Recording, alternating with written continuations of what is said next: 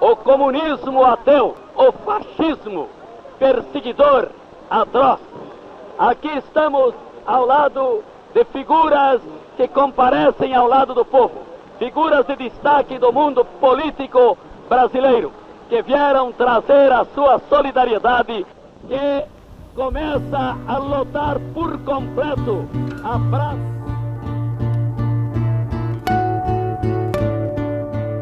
As igrejas cristãs, tanto a Igreja Católica Apostólica Romana, como também as igrejas protestantes evangélicas, receberam o golpe militar de 1964, que não foi só militar, um golpe civil-militar, receberam com muito bom agrado, porque era uma espécie de uma intervenção divina na história do Brasil para evitar que o Brasil caminhasse na direção do comunismo.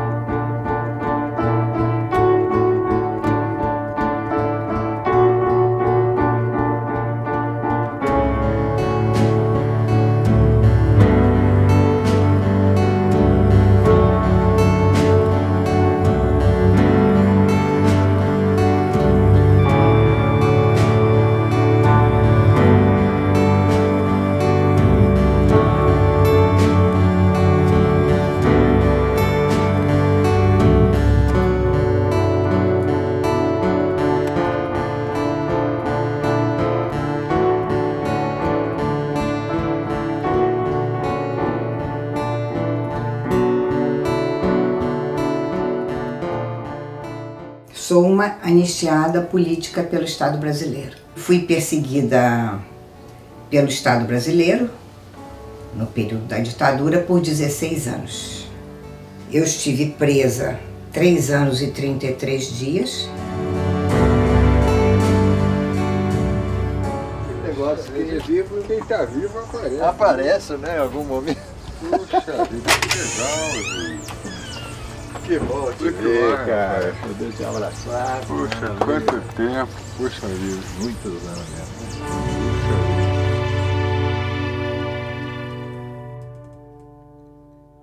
O reverendo falava alguma coisa que eu achava absurda aquilo, eu não me continha, levantava o dedo e dizia, discordo. E ela dizia que... Eu nem lembrava mais disso. E bem, ele disse, você fazia isso, eu morria. Mas sempre quando ele vinha com essa questão, sabe? De atemorizar contra os comunistas, contra, entendeu? Fazer representações absurdas, né?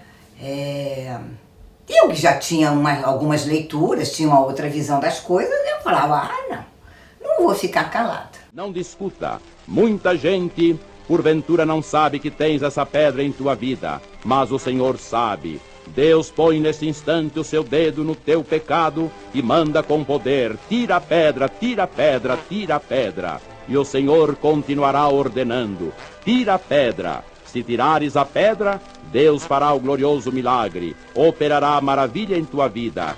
Tira a pedra, vale a pena tirar a pedra pelo sangue de Jesus.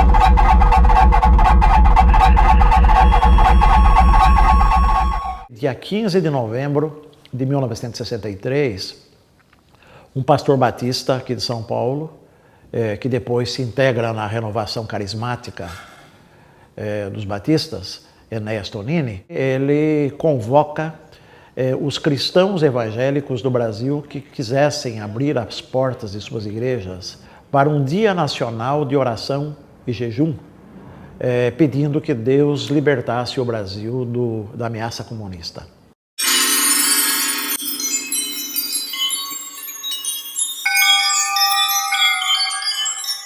Não podia haver mais dúvida. O comunismo internacional encontrara na incompetência e na corrupção de dirigentes ocasionais do país o ponto de apoio necessário para incendiar a nação e, sobre as suas cinzas, construir um Estado totalitário a serviço de uma potência estrangeira. Ciente de que nas Forças Armadas... No dia 21 de abril, feriado de Tiradentes, novamente Enéas Tonini convoca os evangélicos que se reuniram dia 15 de novembro do ano anterior para um novo dia nacional de oração e jejum, agora para agradecer a Deus que fez o milagre. E o milagre era o golpe militar de 64. Declaro empossado na presidência da República dos Estados Unidos do Brasil, Sua Excelência, o senhor Humberto de Alencar Castelo Branco. Meu procedimento será o de um chefe de Estado sem tergiversar. Embora a Marcha da Família com Deus pela Liberdade tenha sido uma iniciativa de católicos, né, a gente sabe que esse tipo de atividade acabou recebendo um certo aplauso e um certo apoio por parte dos protestantes, ainda que de maneira meio envergonhada, porque se tratava de coisas de católicos, e os protestantes nessa época são visceralmente anticatólicos. Em São Paulo, quase sem preparativo algum e sem custar dinheiro, espontânea e pura, a Marcha da Família com Deus pela Liberdade reunia centenas de milhares de pessoas de todas as classes.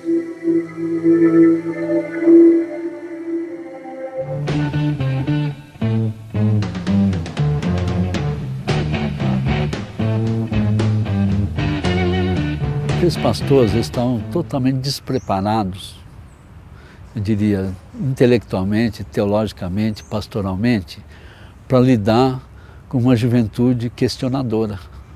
Nós já tínhamos uma certa atmosfera conflitiva, porque começamos, assim, quando adolescentes, a participar de práticas ecumênicas, que eles também detestavam as práticas ecumênicas. Eu e meus colegas, que fomos praticamente expulsos do seminário em 62, fomos taxados, né, de pessoas não gratas para continuar no seminário, porque nós éramos ecumenistas. É mistura de ecumênico com comunista. A gente olhava para as instituições, né, não sobrava pedra sobre pedra. A gente estava questionando a igreja, a gente estava questionando a sociedade, questionando partidos, questionando o governo, o Estado, né, a forma como que ele é organizado. E esses pastores não estavam preparados nem para sentar e argumentar com a gente, conversar. Não tinham humildade de falar, olha, não temos resposta, vamos procurar junto essa resposta. Não tiveram essa humildade e se sentiram ameaçados, e com razão, né? Porque o questionamento que a gente fazia era realmente ao questionar as instituições, a gente estava questionando, na verdade, o autoritarismo que permeava as instituições e que orientava também o comportamento das lideranças das igrejas e da sociedade.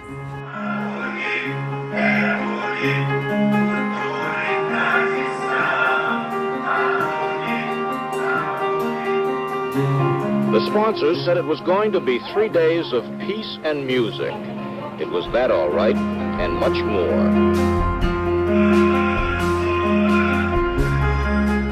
68, em pleno movimento de revolta da juventude na França, Alemanha, Brasil e por aí afora, a gente começa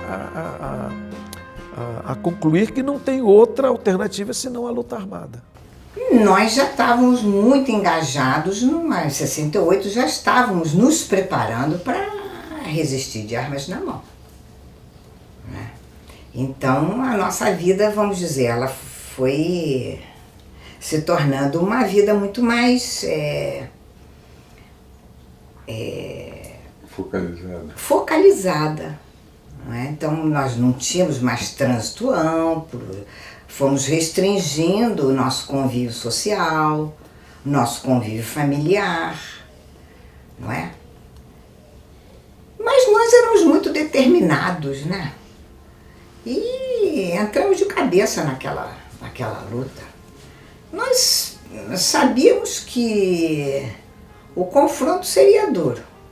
Certamente não tínhamos, até porque eu estou falando, no caso meu, que era estudante, de pessoas que eram mais próximas também, não tínhamos tanta vivência para avaliar a extensão, né, do que viria. Mas nós éramos muito idealistas e abraçamos essa causa com muita entrega, né? Aqui eu estou com uma peruca de um material que chamava canecalum. Estava clandestina. Aqui também. O período de clandestinidade tem até hoje.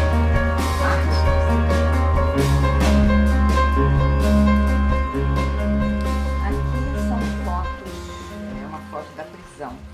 It's the biggest story of the year, possibly the #1 story of the century. A divisão estabelecida pela Guerra Fria identificou que religião, especialmente com a questão da teologia da libertação, a comunidade eclesiais de base, os avanços da Conferência de Medellín, dos bispos católicos romanos, a participação em apoio, a participação das igrejas em apoio às lutas de libertação na África, em Angola, Moçambique, África do Sul, Zimbábue e outros lugares, essa repressão que foi exercida em função da ação do governo norte-americano pelos seus órgãos de segurança, como a CIA e outros mais, a verdade é que as ditaduras, né, só puderam agir do jeito como agiram porque setores significativos das sociedades de Brasil, Argentina, Chile, Bolívia e adjacências, setores nacionais foram parte desse processo. E esses setores nacionais, entre eles as igrejas evangélicas.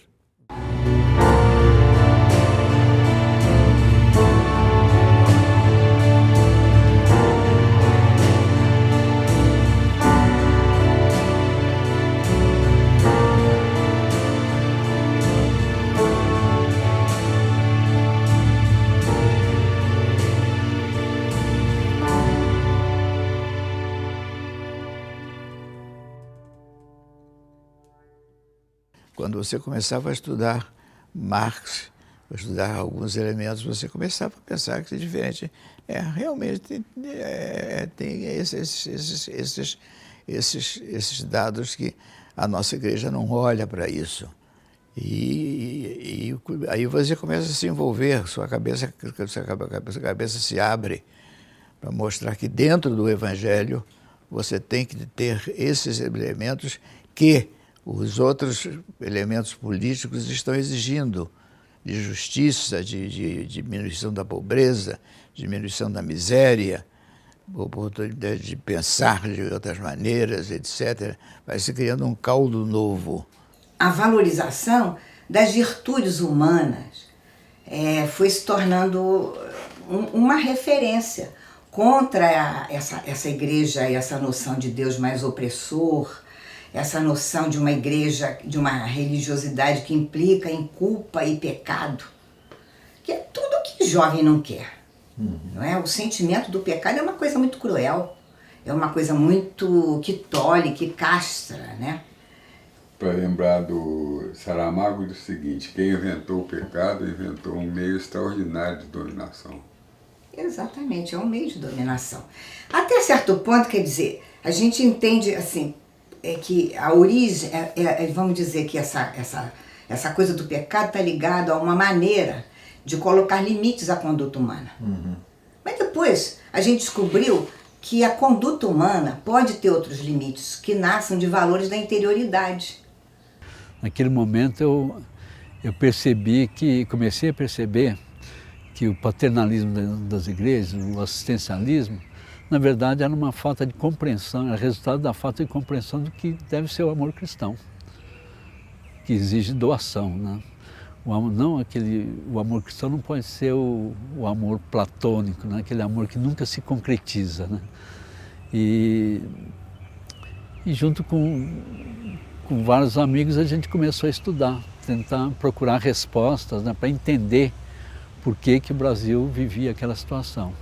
E vivíamos também num tempo em que era possível pensar no Brasil para os brasileiros. Não é? Nós tínhamos uma experiência de defesa de projetos nacionais. As questões nacionais eram muito presentes e muito ativas. Você vê, petróleo, siderurgia, tudo isso foi discussão na sociedade, né? O engajamento no socialismo era uma questão da ordem do dia. Com a ditadura, isso se tornou, digamos, o projeto que a gente abraçou para resistir.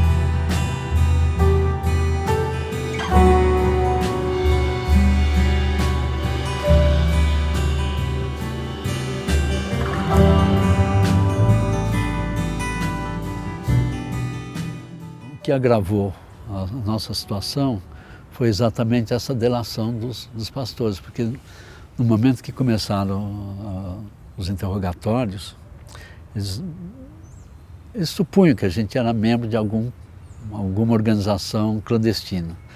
Inicialmente pensava que era o Partido Comunista, né, brasileiro. E a gente negando, eu negando que era comunista, negava que era membro de qualquer partido, qualquer organização.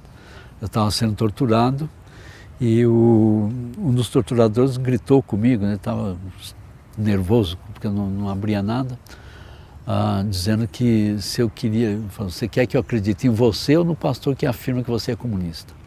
Naquele momento eu descobri que eu tinha sido delatado também por um pastor, né?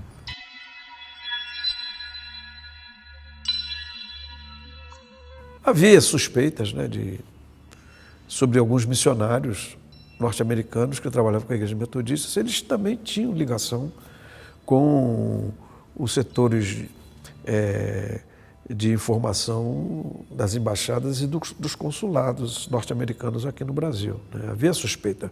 Nunca se conseguiu provar que havia esse tipo de militância entre os missionários. Mas há outros países na América Latina que isso está comprovado, como na Bolívia, né?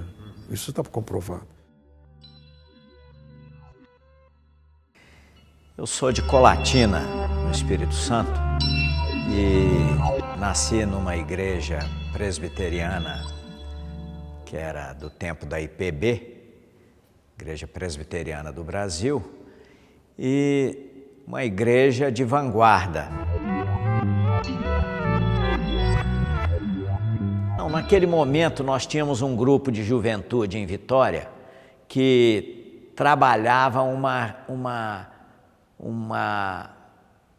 prática de mocidade dentro da igreja que não era bem vista dentro da igreja.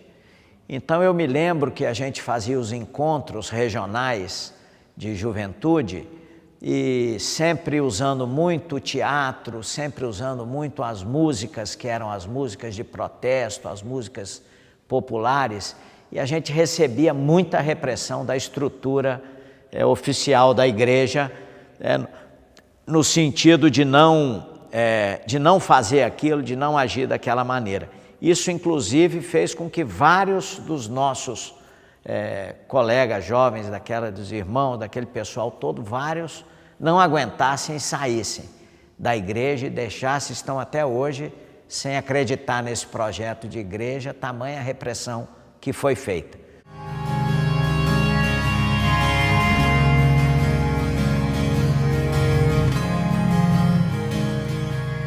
Nessa época eu ainda era membro ativo da Igreja Presbiteriana de Inhaúma. Me lembro assim das primeiras polêmicas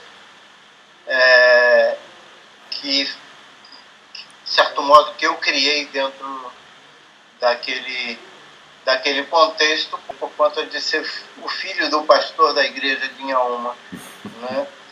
Me lembro de debates em que eu questionei a construção do universo tal que contada na Bíblia, e aquilo causou um escândalo razoável.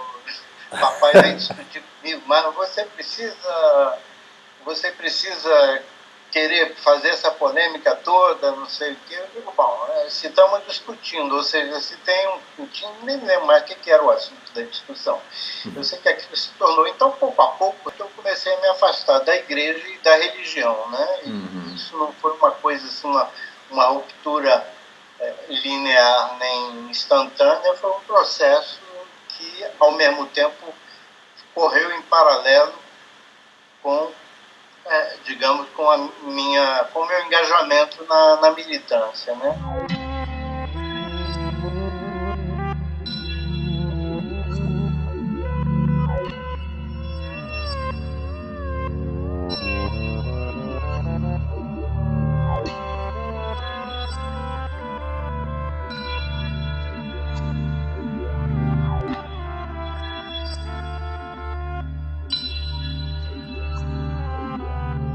O fechamento da Faculdade de Teologia da Igreja Metodista está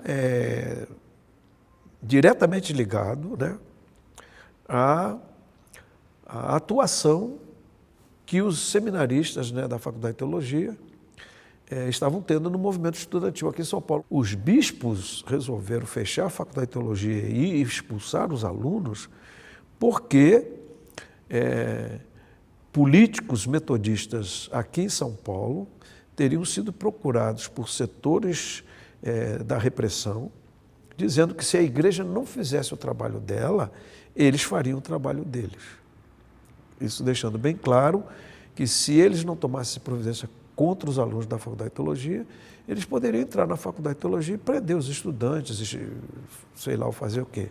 Resolvemos criar uma mobilização estudantil em cima de um movimento cultural. Criamos a Cinemateca Universitária de Arte. Fizemos os mosquitinhos para espalhar, né, no mimeógrafo, álcool para, né, os avisozinhos pequenos para poder panfletear na universidade. Não tínhamos recurso, entramos, escrevemos carta para as embaixadas, quem tivesse catálogo de filmes para emprestar e para a gente começar a ver, e conseguimos fazer uma vaquinha, alugamos um filme brasileiro, que eu não me lembro bem o nome, mas ele tinha uma cena muito significativa, que era a luta em que os dois principais personagens do filme, um lutava com a faca de mesa grandona e o outro com um garfo. Era uma luta pela comida. Significava isso. Nós fomos fazer a Cinemateca, anunciamos e tudo, e eu guardava os filmes no armário da faculdade. Quando foi 10 horas da manhã, eu e aula, chegou um camburão da Polícia Federal para me pegar, e com os filmes e com tudo. E eu fui para a Polícia Federal, passei um dia lá, no interrogatório, sem nenhum intervalo de nada, saía um, entrava outro, interrogava, e o diretor lá da Polícia Federal mandou ver que filmes eram aqueles, e quando chegou lá para 5 horas da tarde, chega o responsável, a equipe que foi ver os filmes, e aí começam a gritar na minha cara que nós éramos mal intencionados mesmo, comunista de merda, e começou a ofender, porque nós estávamos comparando a miséria do Brasil com a riqueza dos outros países, porque só quem nos mandou o filme das embaixadas foi a Embaixada do Canadá. Então foi uma cinemateca que existiu por um dia, por uma exibição.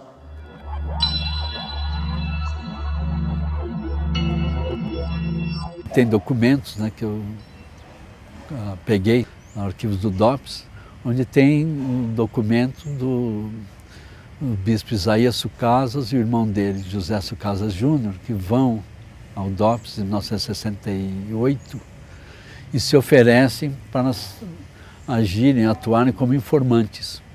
do DOPS.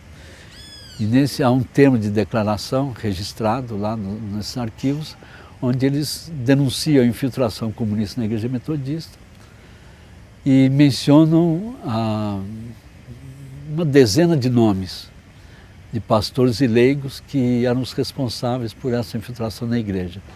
E meu nome é um dos citados. Ele inclusive anexou um jornal que eu editava. Um jornal clandestino, que a gente fazia extraoficialmente, porque nesse momento, eu esqueci de dizer, com a crise na Faculdade de Teologia, obviamente o que aconteceu foi que eu fui demitido do Departamento de Juventude. Mas continuei como redator, né, editor da Cruz de Malta, porque eram 2 órgãos diferentes. E nesse período eu já não tinha mais condições de usar os mecanismos que eu tinha como diretor do Departamento de Juventude. A gente começou então a editar um jornal que era mimeografado, que era enviado para todo o Brasil. E aí eles fazem anotações, o bispo irmão dele, né, fazem anotações nesse jornal, dizendo que é comunista, assinala o meu nome como subversivo irrecuperável, coisas desse tipo.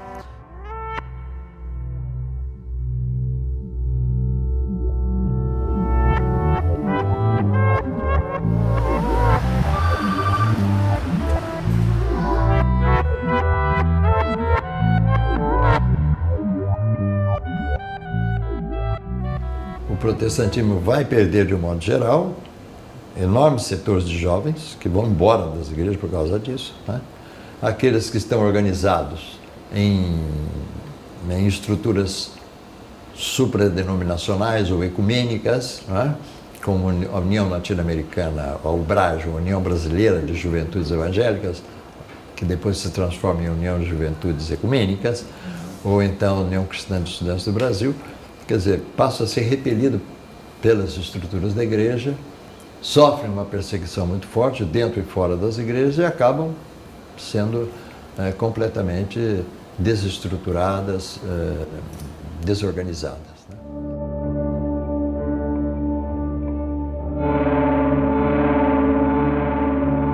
Quando a pessoa era trazida para o interrogatório, normalmente ele recebia um capuz preto na cabeça, lá na cela já. Ele era algemado com as mãos para trás e normalmente as primeiras torturas eram feitas através de uma máquina de choque. O primeiro dia de interrogatório fui torturado de manhã à tarde e grande parte da noite, que eram choques elétricos, pancadas, tinham o que chamam de cadeira de dragão. Os choques elétricos eram nas mãos, né? E chamado telefone, que é bater nos ouvidos ao mesmo tempo, né? Com a mão côncava assim, que é batendo com força, né? Era praticamente sentia um zuído insuportável na cabeça. O interrogatório continuava de acordo com um roteiro que geralmente era dado ao torturador por um oficial do Exército, aqui no caso da Operação Bandeirante. E o torturador normalmente que fazia o trabalho sujo nem sempre era um oficial do Exército ou alguém das próprias Forças Armadas. Geralmente traziam gente do DOPS, Polícia Civil, ou trazia gente da Polícia Militar. Muitas vezes torturadores que já estavam acostumados a trabalhar com a tortura a ladrões, criminosos, a presos comuns, né? Eu tinha medo, quer dizer, medo das torturas, que são dores insuportáveis, né? E medo de entregar meus amigos. A ameaça era, ou você entrega teus amigos ou você vai morrer. Você vai ser um desses que vão te encontrar com a boca cheia de formiga. Isso que eles me diziam, né? Aqui em São Paulo, especificamente, as torturas eram feitas com as pessoas sem roupa, né? E Não foi meu caso, mas houve outros casos que usavam afogamento da pessoa em balde, colocação de água no nariz, enfim, a técnica era uma técnica. O grande desafio para o torturador era que ele precisava retirar informações o mais rápido possível, se pudesse, dentro das 24 horas ainda que o preso tivesse chegado.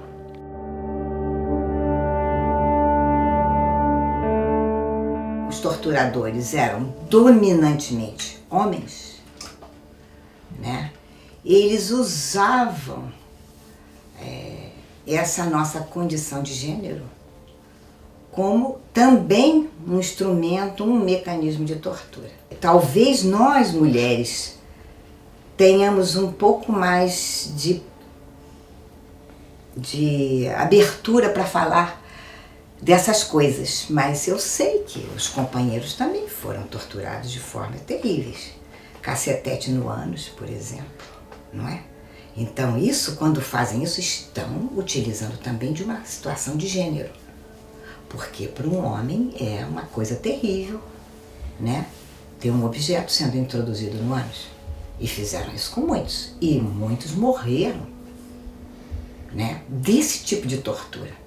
Durante 21 dias eu passei lá no DOI-CODE e fui torturado nos primeiros dias, uns 4, 5 dias diretos, uma semana direto, várias vezes por dia. Depois as torturas diminuíram e finalmente depois de 21 dias eu fui enviado para o DOPS. Foi quando eu para o DOPS fazer o processo formal, né, contra mim.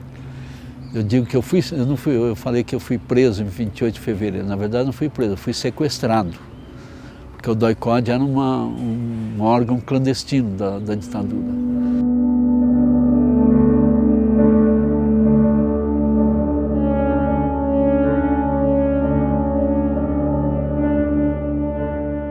Por detrás dos torturadores tem as Forças Armadas. Por detrás dessas Forças Armadas tem o maior império mundial, a maior potência militar do mundo, que são os Estados Unidos. Quer dizer, com todo esse poder, eles têm que usar da tortura para me quebrar, porque eu sou mais forte, eu tenho condições de resistir. E se eu tiver que morrer, eles é que assumam a responsabilidade pela minha morte. Eu vou resistir até o fim, eles que assumam a responsabilidade pela minha morte. E talvez até isso sirva para despertar as igrejas. O fato de ter uma pessoa com destaque que eu tinha dentro da igreja, né, ser morto sob tortura. Mas eu acho que eu tenho condições de resistir. E fui pensando nisso, eu tenho condições e realmente eu tenho que buscar uma força dentro de mim para resistir.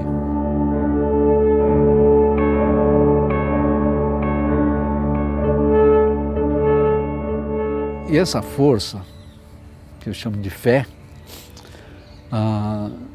é algo que não é exclusivo, eu fiquei convencido disso, não é exclusivo de cristãos e nem de pessoas que têm uma fé religiosa.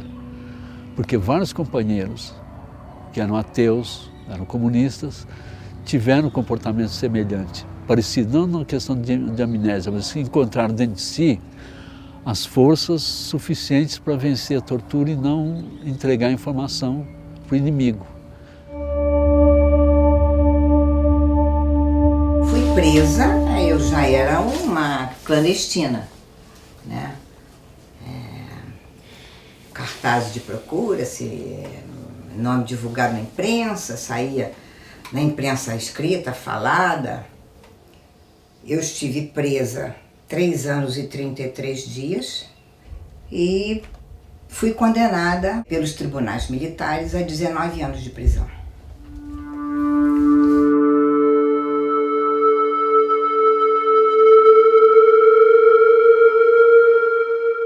E vocês se casaram? No militar. Nós... Pois é, conta aí. Ele diz que nós nos casamos no militar, porque nós nos casamos quando eu estava presa. Nós tínhamos um relacionamento que não era reconhecido, né, pelos tribunais militares, então como que ele ia me visitar? Eu fiquei, quando fui presa, depois do período de tortura e de incomunicabilidade, eu fui fiquei acho que uns 9 ou 11 quartéis lá na Vila Militar. Então ali só meu pai, minha mãe e meus irmãos podiam me visitar. E então nós tivemos que nos casar para podermos ter um encontro, um contato. Naquela época não tinha visita matrimonial, nada disso. Mas casar era uma possibilidade da gente se encontrar por meia hora que fosse, enfim, com gente vigiando, com tenente anotando tudo, mas podíamos nos encontrar. Falem na língua não pátria. Podíamos.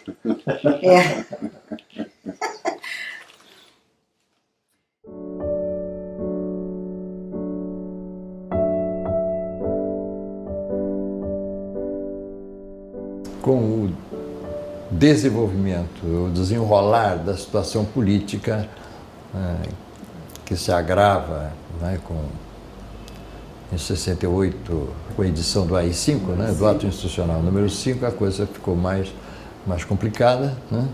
Meu irmão tem um engajamento político estudantil bastante forte, ele participa da organização do Congresso de Biúna, vai para o Congresso de Biúna, é preso. Ivan, nós éramos estudantes de História na UF, né? Então nos conhecemos naquele ambiente universitário, né? É shopping, é discutir política, ir para o cinema no Paissandu, não é? E depois nós ficamos clandestinos e compartilhamos a militância, mas era cotidianamente, né? Aí já estávamos na mesma organização. Que era na Vanguarda Popular Revolucionária, a VPR.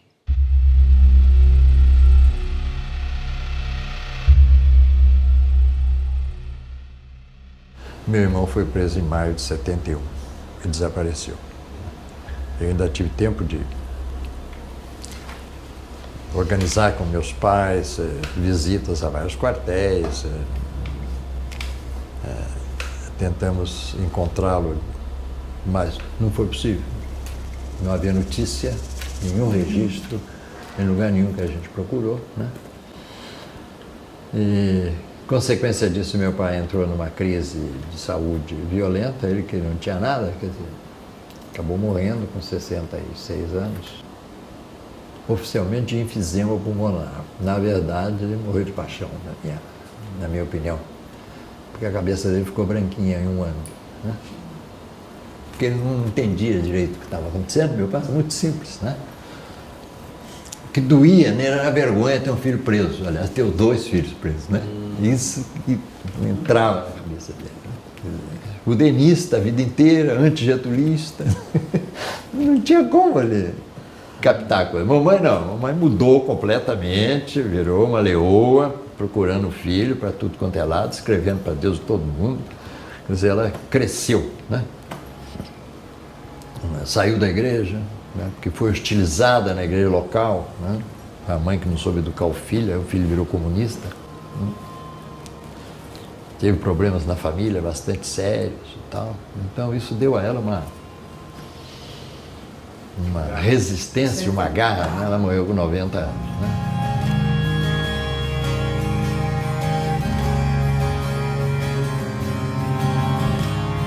E no final, então, de 71, eu fui embora. Deixei o país legalmente.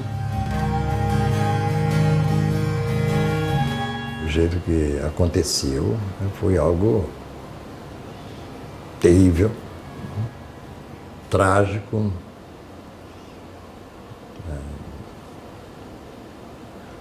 assustador, né? O confronto com o estado do terror era um confronto que se travava em condições de absoluta desigualdade, né?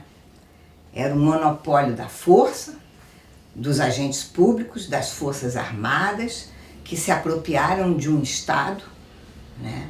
E que implantaram um projeto, violentou a nação, a sociedade, né? Mas assim, essa possibilidade de resistência, essa unidade que nos deu força, para mim é uma experiência inestimável, que mudou minha trajetória, e eu valorizo essa minha vivência como um patrimônio, para mim, fundamental, do qual eu não abro mão. Apesar de tudo que sofri depois, que não sofri só como eu, pessoa, sofremos todos nós. Nós, companheiros, nós que militamos, os que foram assassinados, os que foram torturados, os que enlouqueceram, os que que tiveram marcas decisivas, que não conseguiram sobreviver. O brasileiro sofreu tanto quanto, né? Se pensava na escravidão, se pensava na miséria, se pensava na falta de trabalho, né? Todas essas realidades desumanas com as quais nós estamos acostumados a viver desde que nos tornamos país, né? Eu toquei e animei comício no tempo da ditadura. Tive a oportunidade de ouvir muitos dos discursos de oposição à ditadura militar. Eu era uma pessoa que tinha na cabeça de que tudo isso aí fazia parte do projeto de Deus. Isso não saía da minha cabeça. Isso fazia parte porque todo o meu aprendizado de igreja foi nessa direção, de que a gente tinha que lutar. Nós viemos ao mundo para isso. Ninguém veio ao mundo para quê? Para ficar bacaninha e tal. Ninguém veio. Embora muita gente ache que é só isso. Então, eu vim ao mundo, eu trago isso da minha formação. Então, eu me engajava, eu largava a família, eu largava trabalho, eu larguei consultório, eu sou profissional liberal, né? Nunca tive emprego, né? Eu vivo do meu trabalho, então eu largava para viajar, e continuo fazendo até hoje. Continuo fazendo, porque eu acredito nisso. Eu acredito que não adianta eu juntar e ter uma conta bancária e as pessoas continuarem sofrendo, continuarem numa condição de injustiça e de exploração.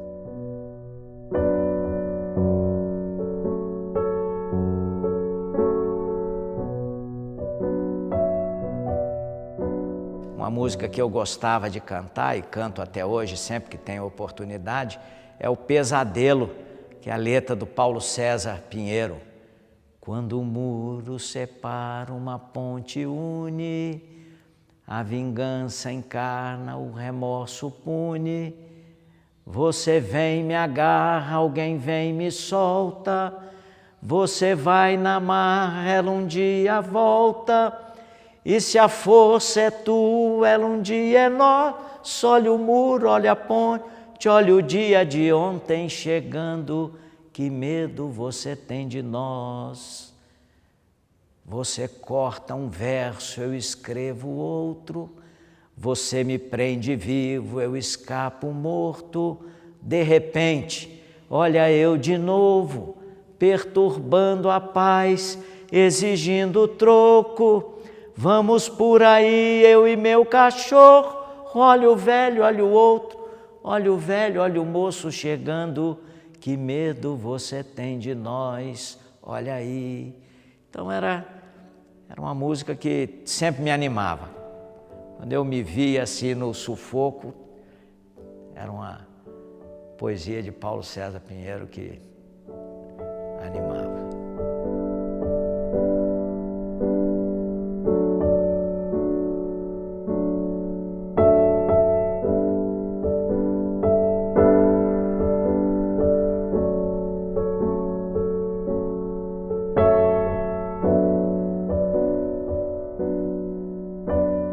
Toda a herança que havia de questionamento que vinha desde os tempos do teólogo Richard Shaw, um americano que passou pelo Brasil e foi embora em 62 para os Estados Unidos e não pôde mais voltar durante o regime militar, as pessoas que eram continuadores das ideias dele, como Rubem Alves e outros mais, inclusive o Paulo Wright, que depois está entre os desaparecidos, né?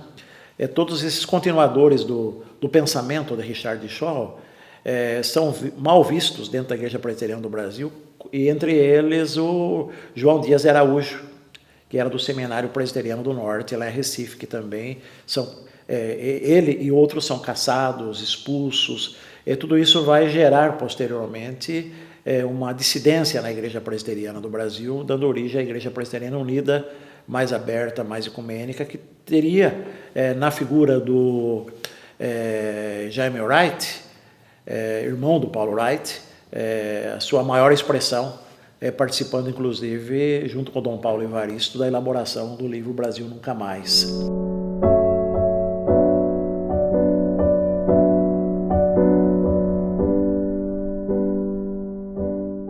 Eu sou Anita Wright Torres, eu sou a filha caçula do Jaime Wright e da Alma, né? E no período da ditadura a gente morou em São Paulo, a gente estava morando em São Paulo, eu era adolescente e eu tenho a lembrança de vários encontros secretos com o meu tio Paulo, enquanto ele ainda estava vivo, e a gente sabia que as combinações eram por telefone e por códigos. A gente sabia que ele estava na clandestinidade, né?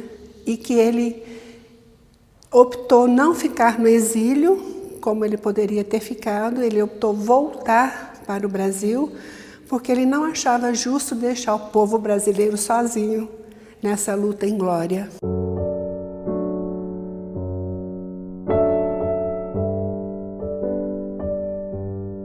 E aí ele foi morar numa casa que nós tínhamos.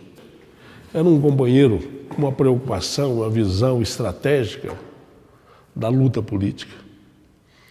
Ou seja, ele sempre,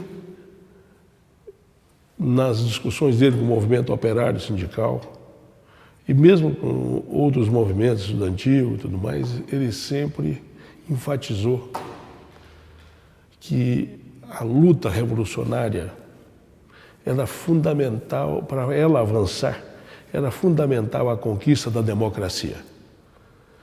Até aquele momento a gente vivia, era um bando de gente do voto nulo, do pessoal do contra. Nós éramos contra tudo e contra todos. E o Paulo me chamou a atenção, chamou a atenção dos companheiros, não. Nós temos que ter um lado, mas nós temos que conquistar o espaço de discussão democrática. Revolução é obra de milhões. Revolução não é obra de pequenos grupos. Não é obra de um grupo de aventureiros que acha que ele vai fazer em nome do povo. Quem faz revolução é o povo. Eu sou um defensor intransigente da luta das mulheres. Eu tenho um compromisso político. Ou seja, ser revolucionário é estar ao lado das mulheres. Lia muito a Simone de Beauvoir.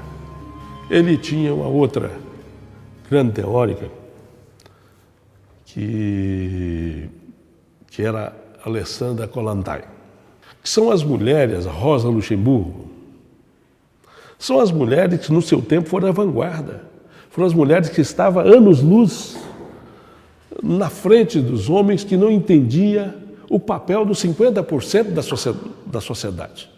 Você querer fazer mudança da sociedade sem incluir a mulher, que faz parte dos 50% disso.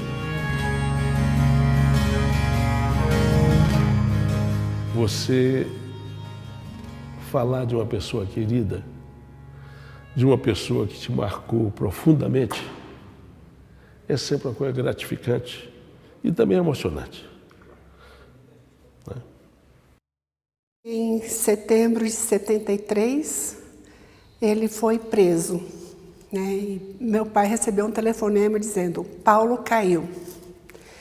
E aí meu pai já sabia que ele tinha sido preso. E aí começa a luta contra o tempo para saber aonde que ele está, o que foi feito dele. E meu pai se viu praticamente sozinho, sem apoio dos seus colegas pastores presbiterianos.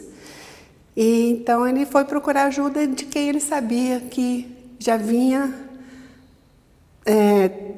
trabalhando com isso, já vinha defendendo os direitos humanos nessa época, que era Dom Paulo. O encontro oficial deles foi justamente em 1975, quando houve a celebração ecumênica em memória do jornalista Vladimir Herzog.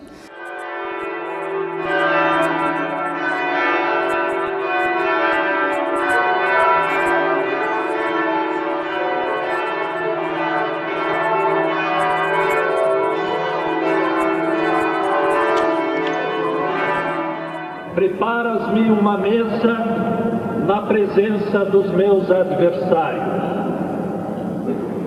Unges-me a cabeça com óleo.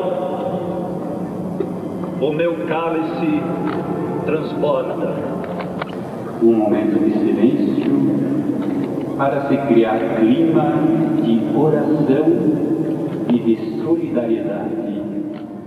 Houve um movimento da repressão de fazer barreiras para que as pessoas não chegassem até a Praça da Sé. Meu pai foi vítima disso porque ele estava no táxi, o táxi não conseguia chegar, ele desceu do táxi, entrou no metrô, foi dando jeito até que ele conseguiu chegar lá para fazer a celebração. E aí a amizade dos dois começou aí, em 1975, Dom Paulo e meu pai. E aí eles começaram a trabalhar juntos. Meu pai foi convidado a fazer parte da equipe de Dom Paulo, lá na Cúria Metropolitana. Ele tinha uma sala anexa à do Dom Paulo. E Dom Paulo brincava que meu pai era o bispo auxiliar dele, né? Então, eles trabalharam juntos por 10 anos, né? Não só na questão do Brasil Nunca Mais, mas também tinha uma organização chamada Clamor, que era uma entidade criada lá na Cúria para ajudar os refugiados políticos dos países do Cone Sul que estavam chegando ao Brasil buscando abrigo aqui.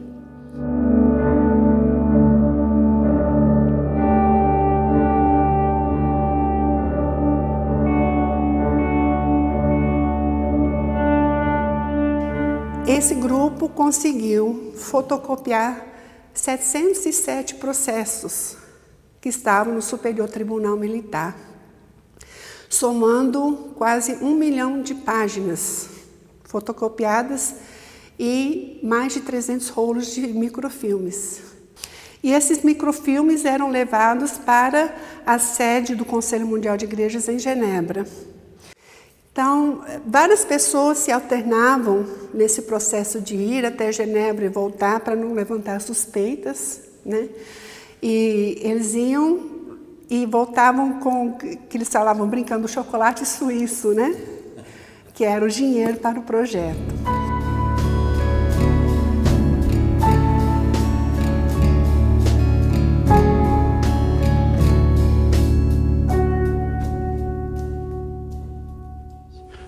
Eu ia, às vezes, 3 vezes, 2, 3 vezes por semana para o quartel, levando o nome e dizendo, olha, vocês estão tornando tal.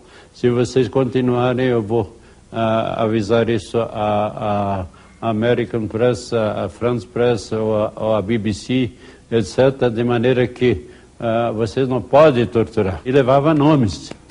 Relação de torturas, relação dos torturadores, dos locais de tortura, dos nomes, dos codinomes, tudo com base em documentos oficiais. Então, era incontestável. De maneira que eu tinha nome, tinha hora, tinha data da tortura, tinha o tipo da tortura, de maneira que os generais do 2º Exército, quando eu ia reclamar, e ia reclamar muitas vezes, eles diziam, mas de onde é que o senhor sabe tudo isso?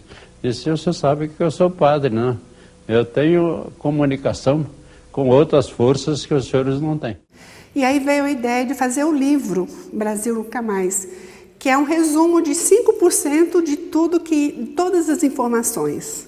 Então esse livro foi feito e ele foi colocado à venda nas livrarias sem nenhum lançamento oficial, simplesmente colocado para não levantar alarde.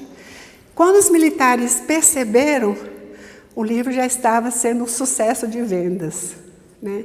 E eles não tinham como retirar o livro de circulação mais, como era costume eles fazerem, né? O medo de que o ateísmo tomasse conta do povo brasileiro fez com que a igreja se colocasse a favor do golpe militar que se iniciava. Como errar faz parte das atribuições humanas, depois de um tempo a melhor alternativa foi dar meia volta e volver. Nós estamos comemorando 30 anos do golpe de 64. O que a igreja mudou durante esse tempo? A igreja, bem no início, parece até que fez uma procissão grande aqui em São Paulo, né, em favor da paz, etc., a grande procissão do Rosário e todo mundo rezando em favor de uma mudança. Mas nós não queríamos essa mudança militar. E no final dela, desde 1979 até 85, que foi o último ano do governo militar, eu colecionei todos os dados referentes às pessoas que sofreram com a Revolução e compusemos então aquele livro Brasil Nunca Mais. E por isso nós dizemos, nós não queremos nunca mais uma revolução semelhante àquela, mas gostaríamos que a transição fosse debatida com o povo, discutida com o povo, levada à frente com o povo, construída, afinal, pelo povo brasileiro. Portanto, não queremos mais ditadura. Chega. Nós queremos democracia e povo participando e o povo exercendo plenamente a sua cidadania. O povo é muito mais forte do que ele imaginou até hoje. Vamos revelar essa força, mas sem violência, sempre dentro do espírito pacífico.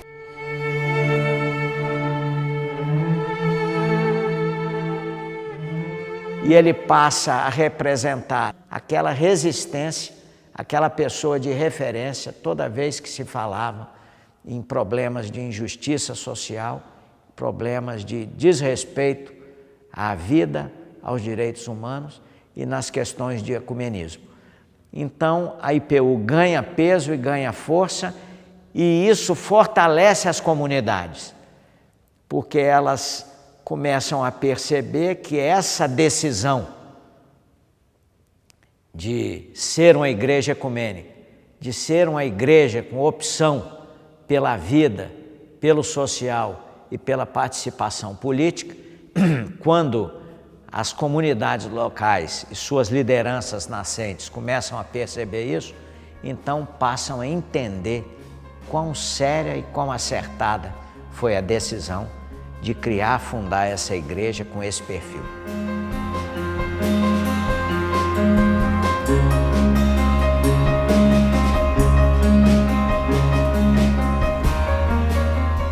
Seguramente nós estamos vivendo a última batalha das nossas vidas, que é essa luta por memória, verdade e justiça.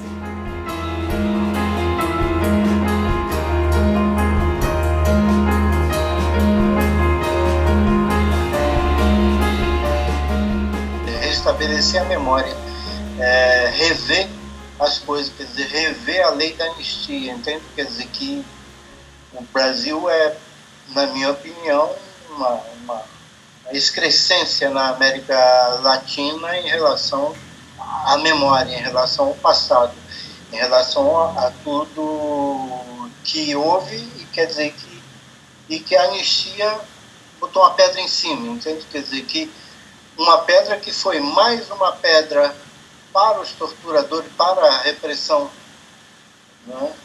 que tivesse havido repressão, tudo bem, né? Mas o que começa a sair hoje, o que começa a se saber, quer dizer, do nível de tortura, do nível de violência, não a violência da ação, nós estávamos na ação armada, nós também matamos gente, em várias ações, também teve morte, mas nunca foi uma coisa individualizada, ou seja, nunca foi a tortura que a ditadura fabricou.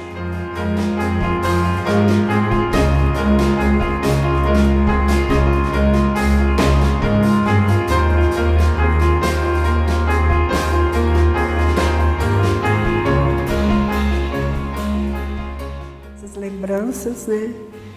E é uma certa forma de estar trazendo à memória o que nos dá esperança, né? Então, o que nos motiva hoje para lutarmos é porque nós temos exemplos dessas pessoas que lutaram no passado por nós, né? E nós temos que lutar pelas gerações futuras também. É fundamental que os crimes de lesa humanidade sejam apurados e que o Estado brasileiro leve isso a sério. Mas para isso é necessário que a sociedade se engaje nessa luta. É verdade. E a participação de vocês é fundamental. Por quê? Porque vocês são sociedade. Que estou fazendo se sou cristão? Se Cristo deu-me o seu perdão, há muitos pobres sem lar, sem pão, há muitas vidas sem salvação. Meu Cristo veio para nos remir, o homem todo sem dividir, não só a alma do mal salvar, também o corpo ressuscitar.